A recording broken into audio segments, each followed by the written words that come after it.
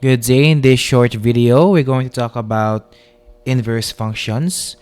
Inverse functions is defined as this: if f of g of x is equal to x and g of f of x is equal, no, it's also equal to x, then the function g is the inverse of the function f and is denoted by f raised to negative 1 or f inverse.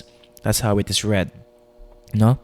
So it's like a composite function. Kapag in-apply mo as a composite function si g, no, sa f of x in vice versa, no, in any order, either nasa loob siya or nasa labas siya, and you end up with x.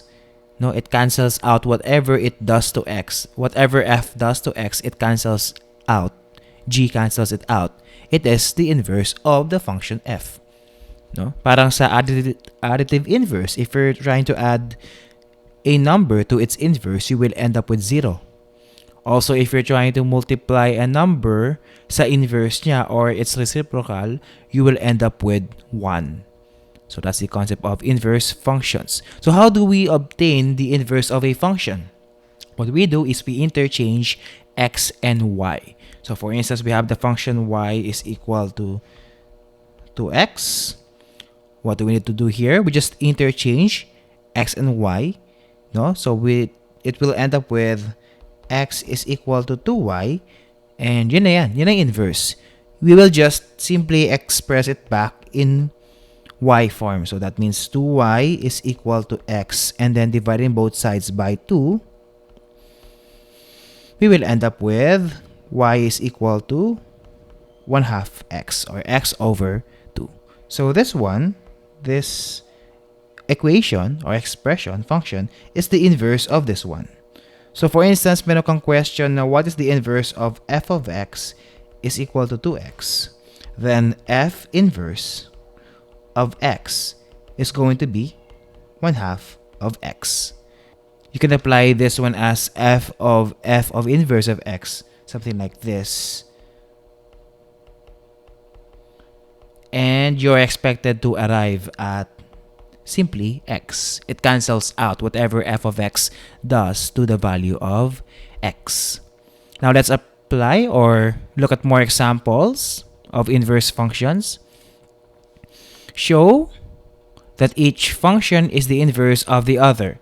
So f of x is given as 3x plus 2, and g of x is given as x minus 2 is all over 3. So we need to show that the function is the inverse of the other. We just need to apply, no, the concept of composite functions. So we will simply, wait lang,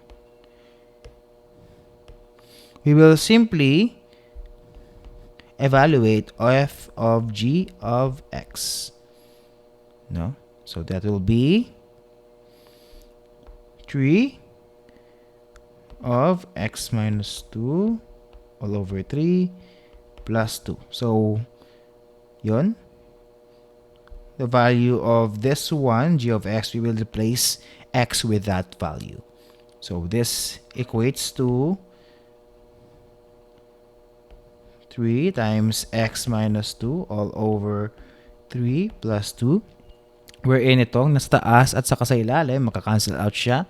And then you're left with x minus 2 plus 2, which is equal to simply cancel out na yan. You are left with x. And that's just it. No? To show that the function is the inverse of the other, we just need to compose, no? To find f composite of g of x, or whatever functions they are named. To show that they are the inverse of one another, you just need to include or incorporate both of them in a composition of functions. Next, let's find the inverse of f of x is equal to 7x minus 5. Okay, first thing we need to do is to replace f of x with y. So this will become y is equal to 7x minus 5. Pareho lang naman siya, no? F of x, y. Hindi ba natin na y kasi we will interchange x and y afterwards. So this will become x is equal to 7y minus 5. And to find the inverse, the actual inverse of the function, ito na yun, no? This is the equation that defines the inverse.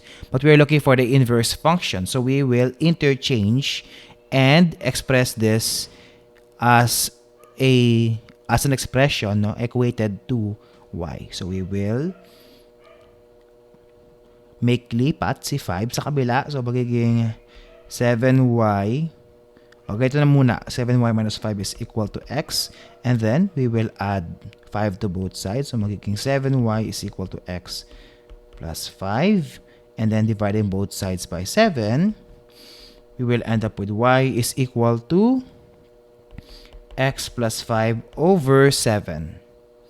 Okay, so the inverse of this function, f of x, is f inverse of x is equal to x plus 5 over 7. And that's your answer. Diba madali lang siya, no?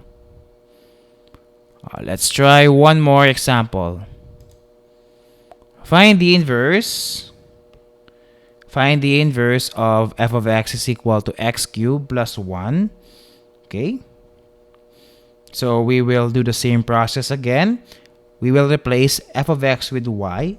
And then we will interchange x and y.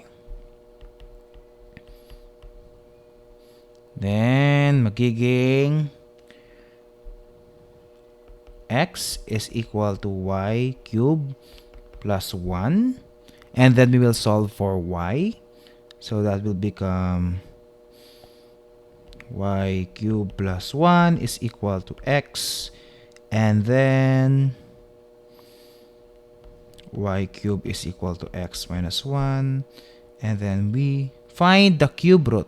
Kasi naka-cube siya, we need to find the cube root of both sides. So we will find the cube root of y cubed para ma-cancel out siya at maging y na lang sa huli. While the other side is, syempre, kukunin mo rin yung cube root niya. So in the end, it will become y is equal to cube root of x minus 1.